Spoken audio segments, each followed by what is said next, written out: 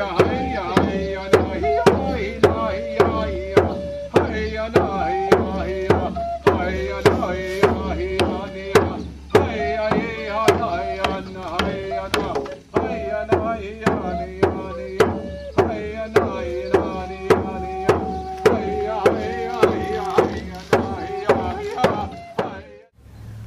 Bill Ryan, and I'm the author of the serpo.org website, which went online in the middle of November 2005.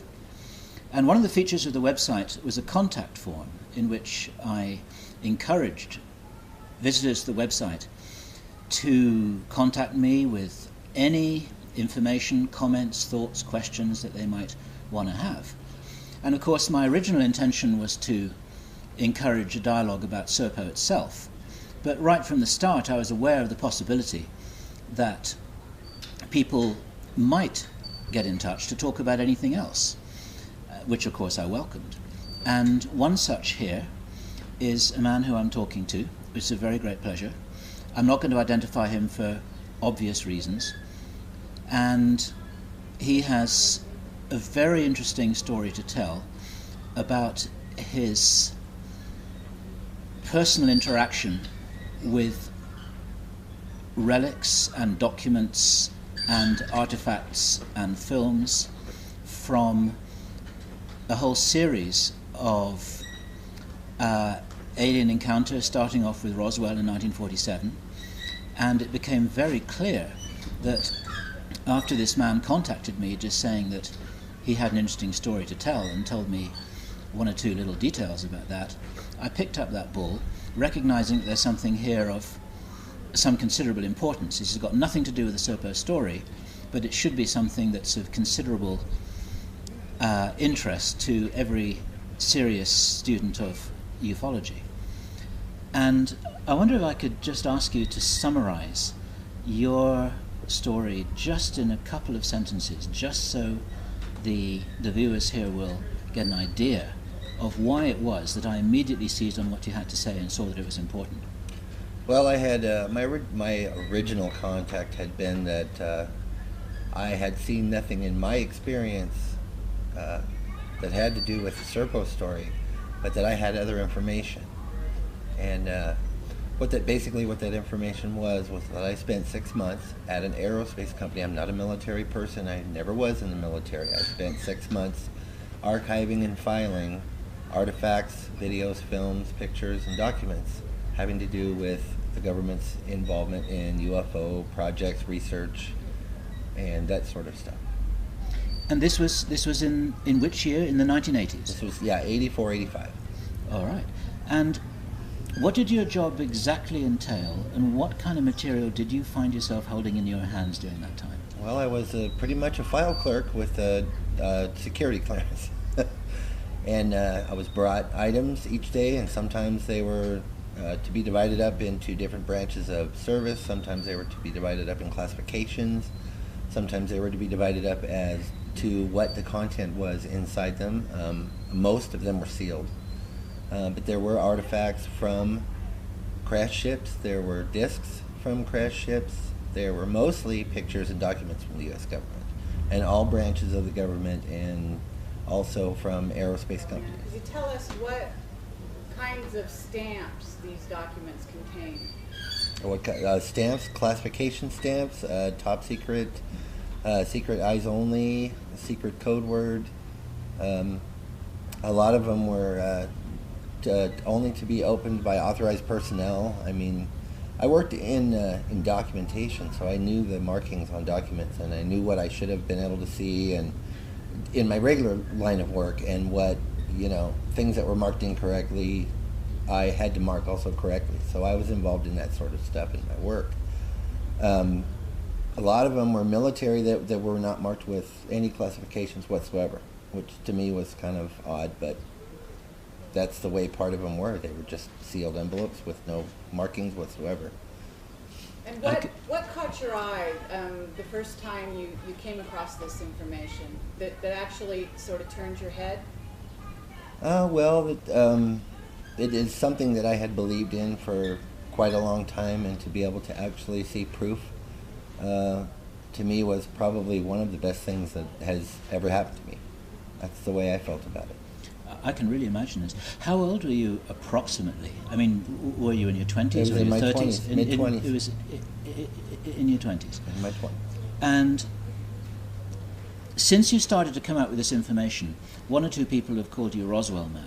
Is this just because of, I mean, was this material just from the Roswell crash, or was it from other, let's say, interactions and time periods also? Oh yeah, it was material for the lack of, the quest for, and the gathering of knowledge to do with extraterrestrials and vehicle crashes and recoveries and equipment recoveries, that sort of stuff, all kinds of stuff. So in fact, it was a whole cross-section of government-alien interaction between 1947 and the early 1980s. With the present days, yeah. Wow, okay. Now you mentioned that you noticed there were a number of crashes, and you actually told us a number. Can you tell me what was that number of crashes that's happened over the years? It's over 50. Over 50? Over 50. Over 50 crashes on American soil? American and abroad. And abroad. And these were documented? These were documented crashes, over 50 crashes. Do you have any idea of the number of different alien species that were involved in these crashes?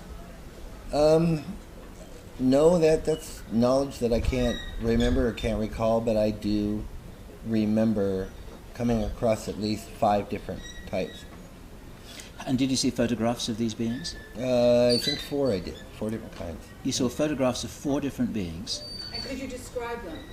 Well, there was, my favorites always were the tall orange ones, which in documentation it was stated that they were the creators of what we call the grays, the common gray aliens with the kind of the pointed chin. The orange ones were taller, thinner, had a more round face, but still had the large eyes. Those were the 2 most prevalent. There was also another race that were almost like the grays, but maybe a little bit more pale and a little bit more stocky, but the same type of size. Like almost cousins to grays, almost.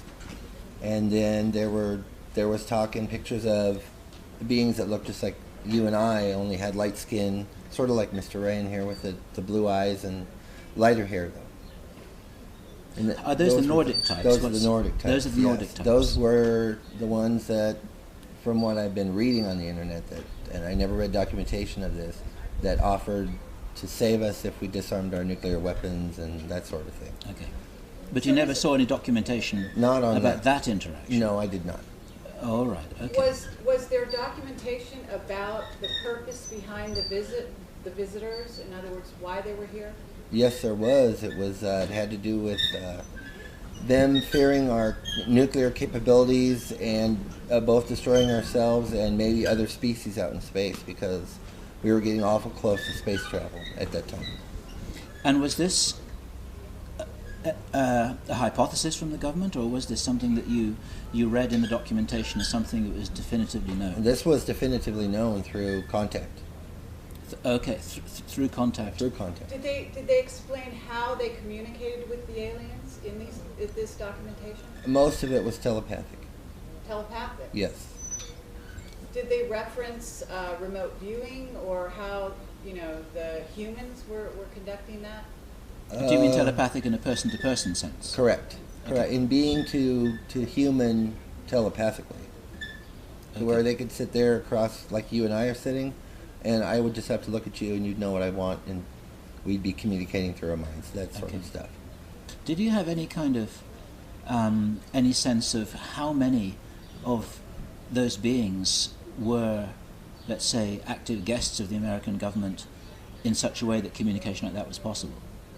Was it just 1 or 2? Personally, probably maybe 5 to 10, but as far as my knowledge, I think in my opinion, there was way more. Okay. In my opinion. But your documentation reflected 5 or 10. What I saw was, what I came across looking at documents was evidence of 5 to 10. Okay. What else did these aliens reveal about themselves in this ongoing dialogue with the American government? Well, they claim to have been that we are descendants of them, that we were actually put here on Earth from their genetic material, that we were genetically engineered and put here, and that we were one of their life creations.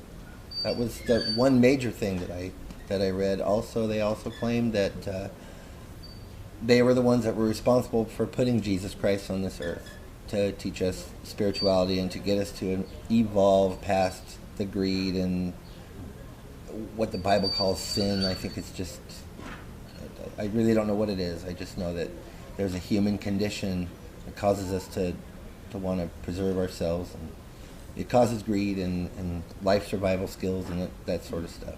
And was that specifically mentioned in the documentation? It was alluded to. It was alluded to. I wouldn't say that it was specifically spelled out that way, but it was alluded. What was alluded to? Could you reiterate what was alluded to as opposed to what was said? The teaching of humankind to evolve to a higher plane, to where we would realize that we're all one species and we're of the same material, both energy and physical. And there's no need to fight wars with one another, and there's no need to have currency. And I mean, it's that sort of earthly stuff that we kind of pride ourselves on and get our identity from, because according to them, they don't have that. They don't see their bodies like we see ours. It's not a possession to them. It's a vehicle.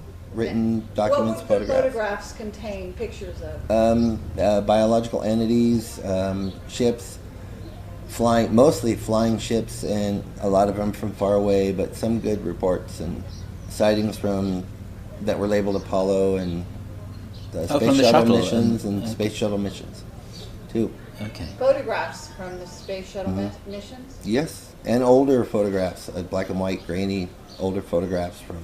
Are there any particular photographs that come to mind that really stuck in your mind, that you remember all these years? Well, what I'd said in the other interview that I conducted was what got to me the most at first was that I saw pictures, and this was labeled Hawaii with a typewriter, so they were pretty old pictures. They were black and white, of a ship entering or going into the water and seeing no splash. Okay. Of a craft, a saucer-shaped craft, and all I could see on it was lights, and it wasn't blurry at all. It was a pretty good photograph. From what kind of range? I'd say probably 500 or 600 yards, maybe a quarter of a mile away. Okay. So on an 8x10, the disc was like 2 inches, 2.5 inches. So it was a pretty good shot. Okay. And that left a real mark on you when you when I saw that, I'm like, wait a minute, because I'd never thought about that aspect of extraterrestrials, that they would even think to enter the water. I wouldn't think, or later on thinking about it, it's like maybe that's where they came out of. Well, water is just another fluid. Water, air, it doesn't matter, I guess. Yeah. Yeah. It's just more dense than air. Just going back to the aliens themselves, was there any documentation about where these guys came from? The only documentation I saw jibes with the Serpo story about Zeta Reticuli. Zeta Reticuli. All right. And no mention of any other star system or source? Okay. And was there anything there that could be interpreted as being threatening to the human race or to individuals? For instance, was there anything there about abductions or about complicity with any kind of control scenario over the population? Nothing whatsoever. What about alien technology? Was there any indication that we were getting, technological ideas from them? There was documentation on receiving items but not getting any manuals, that sort of stuff. Where we had to reverse. Like, here it is, look at it and check it out, and this is what it does, and here it is. Okay. Any recollection there about in what realm that technology? Anything? I mean, are we talking about power sources? All I can remember, power source. Devices? I remember power source, but more communication. Communication devices. Yeah. What do you recall about that? And no weapons that I remember at No- all. no Nothing weapons. about weaponry. Yeah, they didn't. We were supplied no weapons. What do you recall about the communication devices? Are you talking about... Not a lot. Just that there were people assigned to try to figure out how this thing works. Okay, Not any information about what it did okay. or how far it reached. What did you learn about the, at the risk of using the word in the incorrect context, the spiritual context of these aliens? In what, I mean, did you learn anything about the way that they related to whether they had a spirit or a soul as opposed to just being mechanical entities? Yes, no, they definitely had communicated to us that they were spiritual like we were. So they had likened us to them, or them to us, in whatever context. And they talked about recycling their bodies and not their bodies. They didn't look at their bodies as a possession. They looked at their bodies as a transportation device to get their soul from one place to another, or to house their soul. It wasn't a sacred possession like it is here on Earth with humanity. A little bit like the driver of a car. Yeah, And then when the car got worn out. yeah, What- but a car that I would liken it to a driver of a car, but everybody has exactly the same car, and there's an Okay. endless supply of them. Okay. So you don't have to pay for it. You don't own it. It's not special. It's just there. What would happen to these guys when their bodies died? They would just When get they- a new one. They didn't Yes. lose their memories, is that right? Yes, they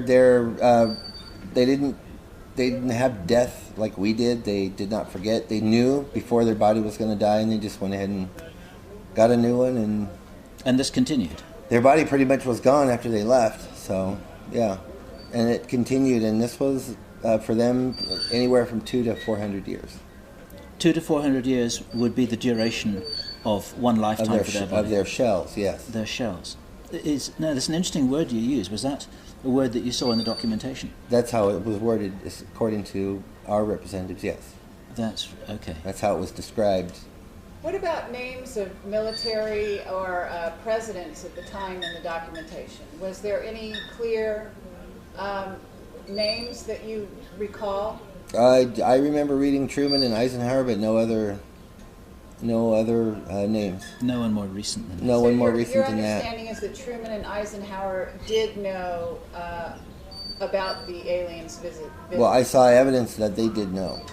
I think that most presidents, if not all, from then on, do know. I don't know how much access they've had, but I think they know. Sure.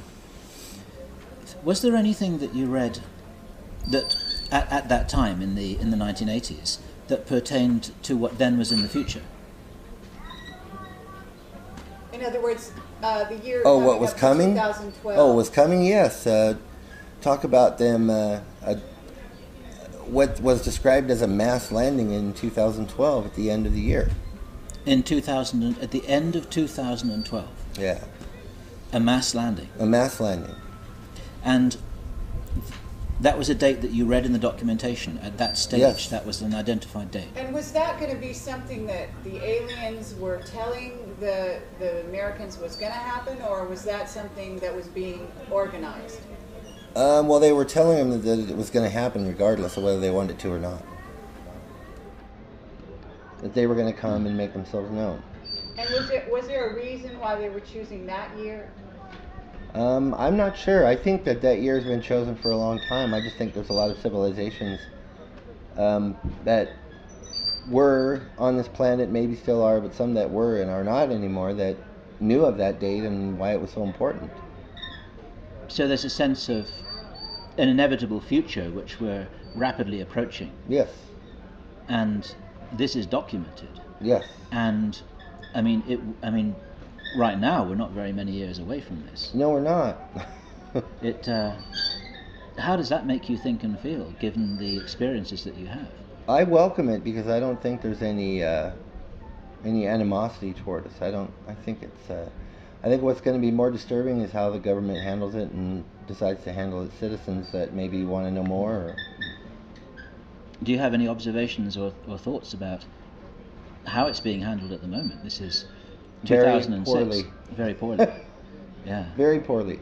Yeah. So, if you were in charge of a disclosure operation, how would you do this, given the information that you know? If I had to start now, that's a tough job. I think it would have been started a long time ago. I think that I would have publicized Roswell and not pulled that newspaper article and not pulled the reports off the radio. I would have let it continue, and I would have welcomed more qualified and scientists and stuff to come in and talk about this, and so we could, because it was observation at first until there was more communication, until we discovered beings and recovered beings that were alive, because there was several of the crashes that were all mutilated and dead, of course. I mean, but there were crashes in which there were survivors? Yes, there was. And there were, and of the beings that didn't survive, there were autopsy reports as well. Yeah. So you actually saw some autopsy reports? Yes, I did. A few. Do you remember what you read in those autopsy reports about their physiology and biology? Well, I remember reading about their blood being chlorophyll-based and them not ingesting as we do. They don't have stomachs, don't have waste material that, like we do. They don't have a traditional human. They're like a cross between like a plant and an animal, and they gather their energy through absorbing minerals through their skin. And they use light for photosynthesis. I'm just curious what your own personal experiences have been.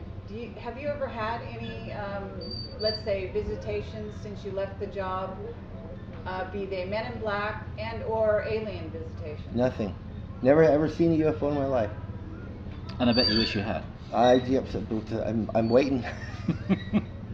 No sightings, no. And no men in black, no MIBs, no threats? no nothing. No, nothing.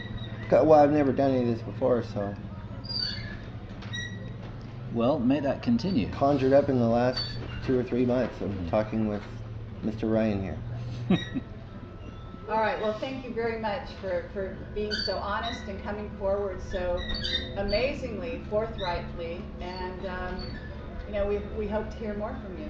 Well, you probably will, and it was my pleasure. And this is a real service, so you're a brave man. Thank you. You're welcome.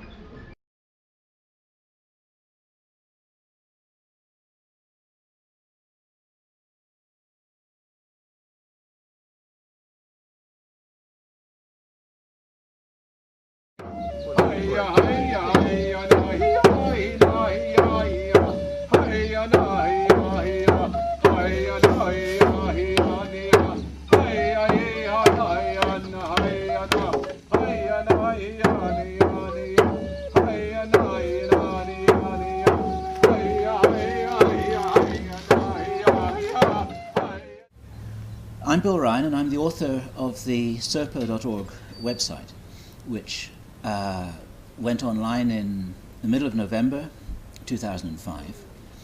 And one of the features of the website was a contact form in which I encouraged visitors to the website to contact me with... This was in which year? In the 1980s? This was, 84, 85. All right. And what did your job exactly entail, and what kind of material did you find yourself holding in your hands during that time? Well, I was pretty much a file clerk with a security clearance. And I was brought items each day, and sometimes they were to be divided up into different branches of service. Sometimes they were to be divided up in classifications. Sometimes they were to be divided up as to what the content was inside them. Most of them were sealed. But there were artifacts from crash ships. There were discs from crash ships. There were mostly pictures and documents from the U.S. government and all branches of the government. And any information, comments, thoughts, questions that they might want to have. And of course, my original intention was to encourage a dialogue about Serpo itself. But right from the start, I was aware of the possibility that people might get in touch to talk about anything else, which of course I welcomed. And one such here is a man who I'm talking to. It's a very great pleasure. I'm not going to identify him for obvious reasons.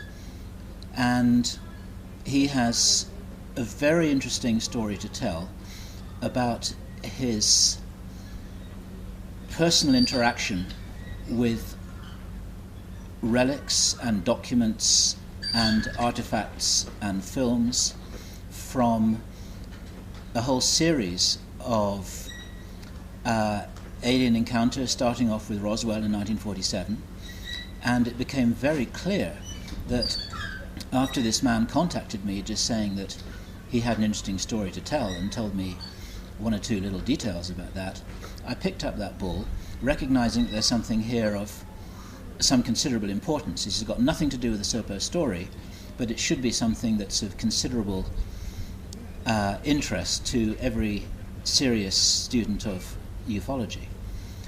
And I wonder if I could just ask you to summarize your story just in a couple of sentences, just so the viewers here will get an idea of why it was that I immediately seized on what you had to say and saw that it was important. Well, I had my original contact had been that I had seen nothing in my experience that had to do with the Serpo story, but that I had other information. And what that information was that I spent 6 months at an aerospace company. I'm not a military person. I never was in the military. I spent 6 months archiving and filing artifacts, videos, films, pictures, and documents having to do with the government's involvement in UFO projects, research, and that sort of stuff. And this was